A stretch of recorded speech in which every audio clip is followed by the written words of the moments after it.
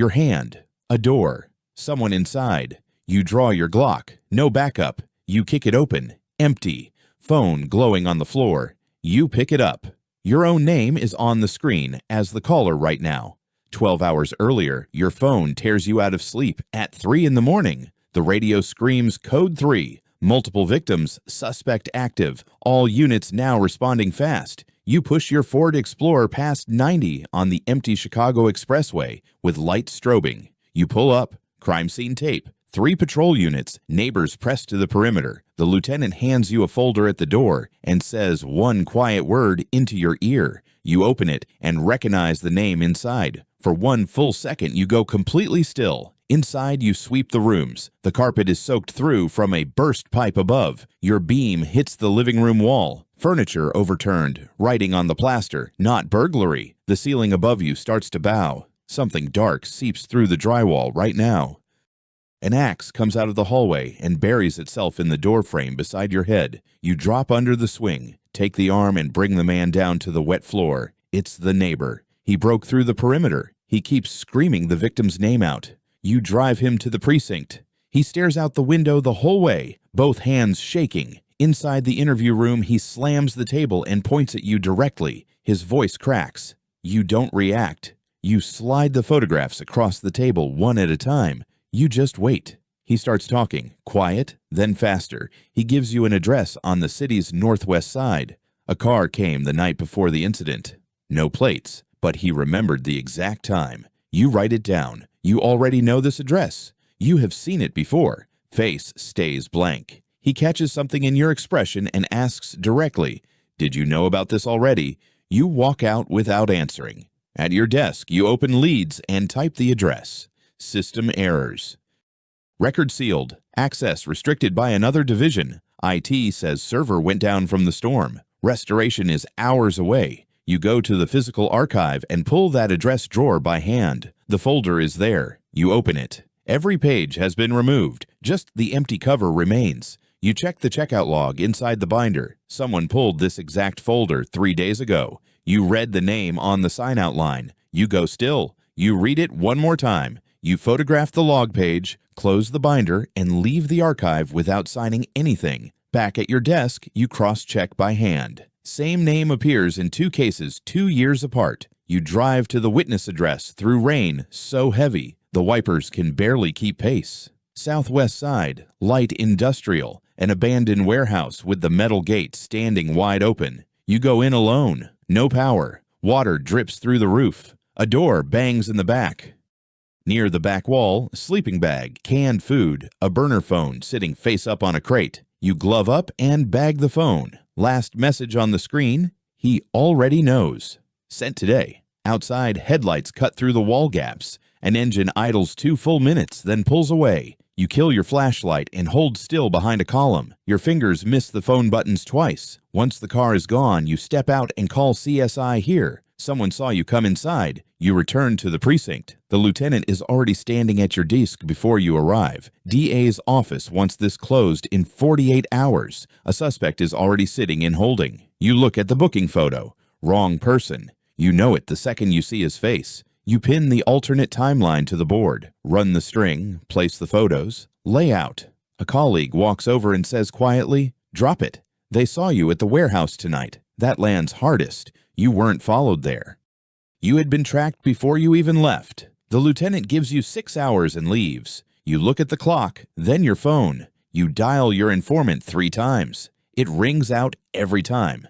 Nobody picks up at all. You drive to the meet, supermarket lot. West side. You sit alone in the dark. He shows up 15 minutes late. No eye contact. He talks fast like he's already walking away. He hands you a flash drive, says, "After this, we don't know each other," and is gone. Back at the precinct, you plug it into an air-gapped laptop. 11 audio files open immediately. The voice on the recordings gives direct orders to remove physical evidence from an active scene. You run a voice comparison against archived department recordings. The match comes back fully confirmed. Someone inside the department. You check your mirror. A dark sedan sits motionless at the end. You pull out slowly. The sedan follows 2 blocks, then cuts down a side street and disappears. You take the drive and documents to the lieutenant's office. He closes the blinds before you sit. He plays 40 seconds of audio, then stops it. He tells you plainly to let this go. He says keep pushing and you lose your badge, the case, and considerably more than just that. You walk out of his office. The bullpen goes completely quiet. Every head in the room turns. You look at the booking photo. The man in holding has absolutely no idea he is there. The empty folder, the sign-out log, the voice on those recordings. You see exactly how it connects. You pick up the drive and the documents. You stand up and push your chair back in. You don't walk toward the interrogation rooms. You walk straight past them and out the exit. You drive directly to the Cook County State's Attorney's office. No call ahead. No word to anyone. You sit across from an assistant state's attorney and place the drive and documents on her desk. She plays the audio. You watch her face carefully. At the 3-minute mark, something clearly shifts. She calls upstairs. You sit across from her and wait without saying a single word to anyone. An hour later, the warrant is signed. She slides the confirmation page directly across the desk. You drive back. 2 patrol units are already rolling out of the garage as you pull in. The lieutenant stands at the window watching the units leave. He doesn't turn when you walk past. You set your badge on the desk and sit down. The room around you is completely silent. Your phone rings. Arrest went clean. You nod once, say nothing, and end the call right there. You walk to holding and open the cell door. The man inside looks at you, says nothing. He walks past you into the corridor without a word. That silence lands harder than anything else. Upstairs, the desk across from yours is completely cleared out. Your colleague is already gone. You check the flash drive into evidence at the property desk. You sign the intake form slowly. You sit back and start the incident report. You stop halfway through one sentence and just stare. You reach into the drawer and pull out the sealed evidence bag, the suspect's cell phone. The screen lights up through the plastic. A missed call notification. It came in 40 minutes ago. You enter the number into the restricted database and watch the progress bar crawl across the screen. The result loads. You read the name. You sit completely still and read it one more time. You stand up and walk outside to the lot. The rain stopped more than an hour ago. You sit in the car without starting it. You look at your hands on the steering wheel. You open the glove box. An old photograph. 2 people standing together. You know them both. You put it back, start the car, and drive through the city with the radio switched off.